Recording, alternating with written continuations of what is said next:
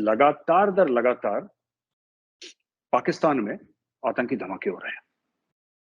जो ड्रामा चल रहा है पाकिस्तान में, जो इमरान खान कर रहा है, जो शहबाज शरीफ कर रहा है, फौज न्यूट्रल आ गई, वो अलग चीज है। लेकिन ये मैंने पुराने वीडियो में भी कवर करा था, पाकिस्तान में आतंकी धमाके खत्म होने का नाम नहीं ले रहे। कुछ देर पहले कराची के इलाके खारादर में एक बम धमाका हुआ है, जिसके नतीजे में एक खातून की मौत हो गई है और 12 से 13 लोग जख्मी हैं। इसकी डिटेल्स कुछ इस तरीके से हैं कि खारादर पुलिस स्टेशन के पास मेमन मस्जिद के करीब इकबाल क्लॉथ मार्केट में ये धमाका हुआ और धमाके के बाद कपड़े की दुकान में आग लग गई। अब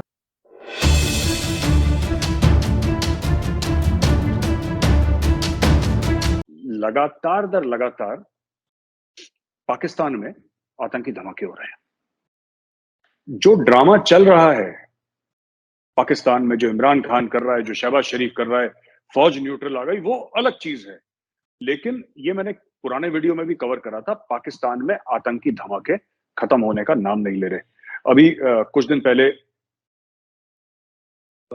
ये एक औरत थी जिसने कराची यूनिवर्सिटी के सामने सुसाइड बॉम्ब उसने एक्सप्लोड करा था, खुद वेस्ट पहनी हुई थी, उसने बटन दबाया और चाइनीज को लेकर उड़ गई। अभी फिर कराची में धमाका हुआ, कल रात की बात है, कल लेट इवनिंग की बात है, कराची में धमाका हुआ। और उनके बॉर्डर एरियाज में वजीरिस्तान वगैरह और ये सब इधर तो होता ही रहता है, ये अफगान बॉर्डर के आसपास ये होता ही रहता है। अच्छा, खास एक एक मुहिम चलाई है बलोच जो फाइटर्स हैं, खास मुहिम चलाई है। वो क्यों चलाई है शायद मैंने पहले भी डिस्कस करा था, मैं दोबारा बताना चाहता हूं, ध्यान से सुनिएगा, बड़ी इंपॉर्टेंट है, बहुत जरूरी है दोस्तों। जो बलोच फाइटर्स हैं उन्होंने पाकिस्तानी स्टेट से लड़ के उन्होंने 70 साल गंवा दिए। किसी को यह भी पता नहीं लगा कि बलोच हैं कौन, वो लड़ क्यों रहे हैं, उनका मकसद क्या है। देखिए साहब, जब तक पाकिस्तानी फौज से लड़े मुझे कोई आपत्ति नहीं है, मैं सपोर्ट करता हूं। मैं बलोच फ्रीडम मूवमेंट का एक बहुत बड़ा सपोर्टर हूं।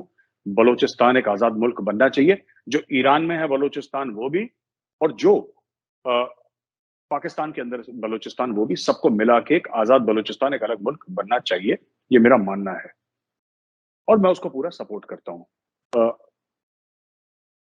अब मैं आपको बताता हूं ये बलोच फाइटर्स जो हैं ये मार क्यों रहे हैं लगातार चाइनीज को। ये चाइनीज को आक्रांता मानते हैं, ये मानते हैं कि चाइनीज आए हैं लूटपाट करने के लिए, जो कि सच है,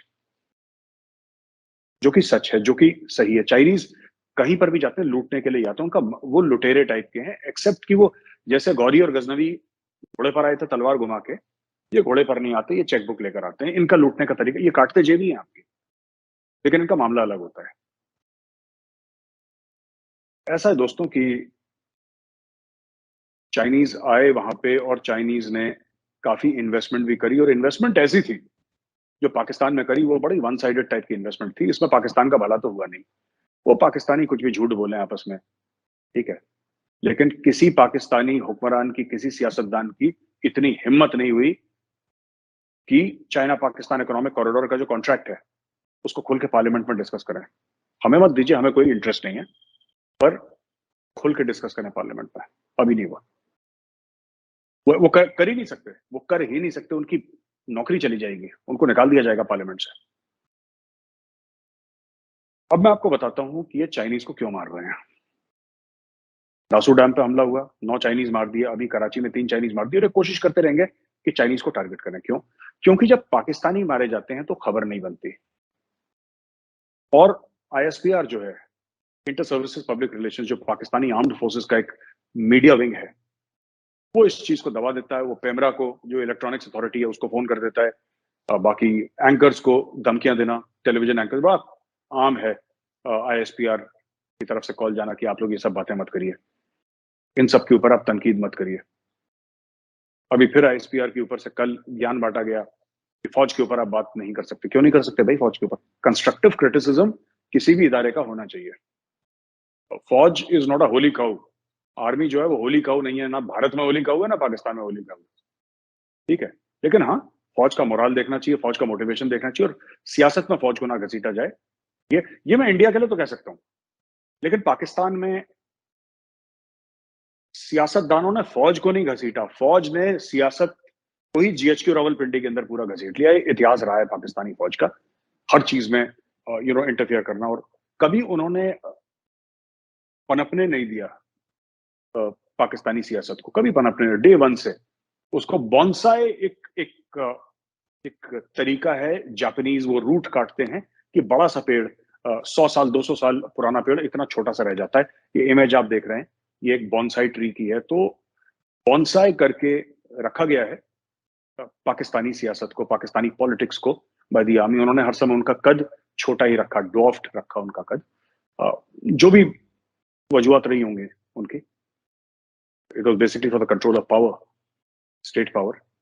खैर, बलोचों को यह पता लग गया कि तुम पाकिस्तानियों को जितना भी मारो उससे कोई असर नहीं पड़ता, वो दबा देंगे।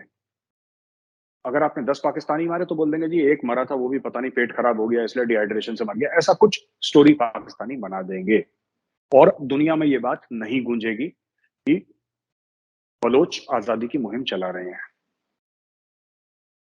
बात ये हुई है कि बलोचों को एक आइडिया लगा कि ये हो क्यों रहा है, जो हमारे रिसोर्सेज लूटे जा रहे हैं, तो पहले से लूटे जा रहे थे, सुई गैस पाइपलाइन जो चाइनीज के आने से पहले लूटे जा रहे थे, लेकिन फिर बलोचों को ये आइडिया लगा कि साहब ये लूटे क्यों जा रहे हैं, आज की तारीख में तो चाइनीज लुटवा रहे हैं। और दूसरी चीज, China is a global power, global economic power तो है ही चाइना। तो फिर इन्होंने आइडिया लगाया बलोचों ने कि अगर चाइनीज को ठोकोगे तो तुम्हारे प्रोजेक्ट भी रुकेंगे, तुम पाकिस्तानियों को ठोकते रहो, प्रोजेक्ट नहीं रुकेगा, तो चाइना का प्रोजेक्ट है। पर क्योंकि पाकिस्तानी वैसे ही अपने पाकिस्तानियों की जिंदगी को उसकी वैल्यू जीरो समझते हैं। कुछ देर पहले कराची के इलाके खारादर में एक बम धमाका हुआ है, जिसके नतीजे में एक खातून की मौत हो गई है और 12 से 13 लोग जख्मी हैं। इसकी डिटेल्स कुछ इस तरीके से हैं कि खारादर पुलिस स्टेशन के पास मेमन मस्जिद के करीब इकबाल क्लॉथ मार्केट में ये धमाका हुआ और धमाके के बाद कपड़े की दुकान में आग लग गई। अब कपड़ा जहाँ पर हो, आप जानते हैं कि कितनी जल्दी वहाँ पर आग पकड़ती है, जिस पर काबू पा लिया गया कुछ ही देर में। और इसकी जो इन्वेस्टिगेशन की गई उसके मुताबिक इसकी डिटेल्स ये हैं कि ये खुदकुश नहीं था, वहाँ पर कोई किसी आदमी ने, किसी औरत ने आकर ऐसा नहीं किया, अपने आप को नहीं उड़ाया, बल्कि ये बम एक मोटरसाइकिल में नस्ब किया गया था, एक मोटरसाइकिल में फ़िक्स किया गया था। और खारादर थाने की जो एक पुलिस व्हीकल वहाँ से गुजर रहा था, वो जो है वो वहाँ पर तबाह हुआ है। और यही कहा जा रहा है, यानी शुबा ये जाहिर किया जा रहा है कि ये टारगेट उसी व्हीकल को बनाया गया, क्योंकि इससे पहले भी हम देखते रहे हैं कि जो हमले किए जाते रहे हैं वो टारगेट बनाया गया सिक्योरिटी एहलकारों को, सिक्योरिटी ऑफिशियल्स को टारगेट बनाया गया, उनकी वैन्स को। तो ये भी एक पुलिस मोबाइल थी जिसको कहा जा रहा है कि शायद इसको टारगेट किया गया। अच्छा, हुआ कुछ यूँ कि उससे आगे एक रिक्शा था, और वो जैसे ही उस जगह पे रिक्शा पहुंचा और वो वैन पहुंची, तो क्योंकि रिक्शा उनके आगे था और रिक्शा हल्का हुआ थोड़ा सा, तो उसकी वजह से जो पीछे वैन थी वो भी हल्की हो गई और उसी वक्त वो धमाका हुआ। और क्योंकि वो रिक्शा आगे था, इस वजह से उसके अंदर खातून मौजूद थी और उस वजह से उसकी हलाकत हुई है, और जो पीछे वैन थी वो भी तबाह हो गई है। लेकिन शायद इस वजह से बचत हुई कि इतनी ज़्यादा हलाकतें नहीं हुई, कि क्योंकि वो रिक्शा वो आगे था और वो हल्का हुआ और रुक गया और उसके पीछे जो ट्रैफिक थी वो भी रुक गई।